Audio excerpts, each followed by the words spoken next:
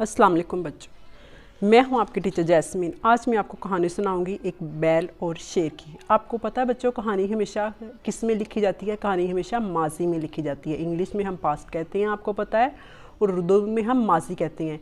यानी जो कहानी वो होती है जो गुजरे हुए वक्त की हो। कहानी किस में लिखी जाती है? माजी में। जो वक्त गुजर चुका हो वो उसमें कहानी उसमें लिखी जाती है। चलें, आज मैं आपको बैल और शेर की कहानी सुनाऊंगी कि उनके नाइत्तफ़ाक़ी का अंजाम क्या होता है। अगर इत्तेफाक हो तो उसमें बरकत है, अगर बच्चों इत्तेफाक नहीं होगा तो उसमें इंसान तबाह बर्बाद हो जाएगा। बहुत सारी फैमिलीज़ देखे हैं, बहुत सारी ऐसी मिसालें हैं, लेकिन आज मैं आपको इस कहानी की मिसाल देने जा रही हूँ। अब आपने कहानी मेरी गौर से सुननी है और शुरू में आपसे ये भी कहूँगी कि मेरा लेक्चर आप एंड तक सुना करें। ये कहानी बहुत मज़े की और दिलचस्प है। साथ में ये भी कहूँगी कि आप बच्चों मेरा चैनल लाइक और सब्सक्राइब किया करें, शेयर किया करें, कमेंट्स करें स्पेशली, ताकि मुझे पता चले आपको कितना मेरा काम अच्छा लग रहा है। चलें, अब मैं कहानी का आगाज़ करती हूँ। बैल और शेर। एक दफ़ा का जिक्र है कि किसी जंगल में 4 बैल रहते थे। बच्चों, इनकी आपस में गहरी दोस्ती थी। वो हमेशा इकट्ठे रहते थे, इकट्ठे चरते फिरते थे और इकट्ठे इधर उधर घूमते थे। इनमें पूरा इत्तेफाक और इत्तेहाद था। इसी इत्तेफाक की वजह से कोई दुश्मन इन्हें एज़ा नहीं पहुँचा सकता था, यानी बच्चों कोई इन्हें नुकसान नहीं पहुँचा सकता था। बच्चों, इसी जंगल में एक शेर भी रहता था। जब वो इन पले हुए मोटे ताज़े बैलों को देखता तो उसके मुंह में पानी भर आता, क्योंकि वो इनको खा नहीं था सकता। उनके आपस में बहुत ज़्यादा दोस्ती थी और अगर कोई एक आता तो वो तीनों पड़ जाते थे।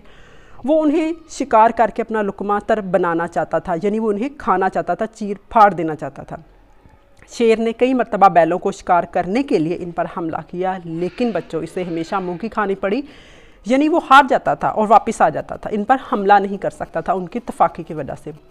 चारों बैल यकजा होकर शेर का मुकाबला करते और इसे भागने पर मजबूर कर देते। इसी तरह शेर बेबस होकर रह गया था। शेर ने सोचा कि ऐसी कौन सी तदबीर इख्तियार की जाए कि बैलों का शिकार करके इन्हें अपना लुकमातर बनाया जाए। तो बच्चों, जंगल में एक लोमड़ी भी रहती थी। इसी जंगल में एक बच्चों लोमड़ी भी रहती थी। आपको लोमड़ी के बारे में तो पता ही है कि लोमड़ी कितनी चालाक होती है। शेर जानता था कि लोमड़ी मक्कारी में बहुत मशहूर है, ज़रूर कोई तदबीर बताएगी। यानी उसने सोचा कि वो ज़रूर लोमड़ी के पास जाए, वो इतनी मक्कार है, मुझे कोई ना कोई तो मशवरा देगी। चले बच्चों, आगे क्या होता है। शेर लोमड़ी के पास पहुंचता है और इसे अपनी मुश्किल बताता है। लोमड़ी बोली, जंगल के बादशाह, अगर तुम मेरी जान की हिफाजत का ज़िम्मा लो तो मैं तुम्हारी ये मुश्किल हल कर सकती हूँ। तो बच्चों शेर खुश हो गया, उसे पता था लोमड़ी कुछ ना कुछ ज़रूर करेगी।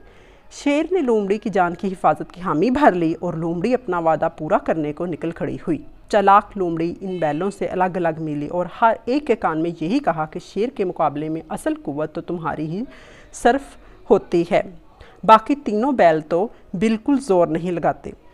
इस तरह लोमड़ी के कान भरने से चारों बैल एक दूसरे से बदसन हो गए। बच्चों, हकीकत में किया क्या, लोमड़ी एक एक बैल के पास जाती है, गलत फहमियाँ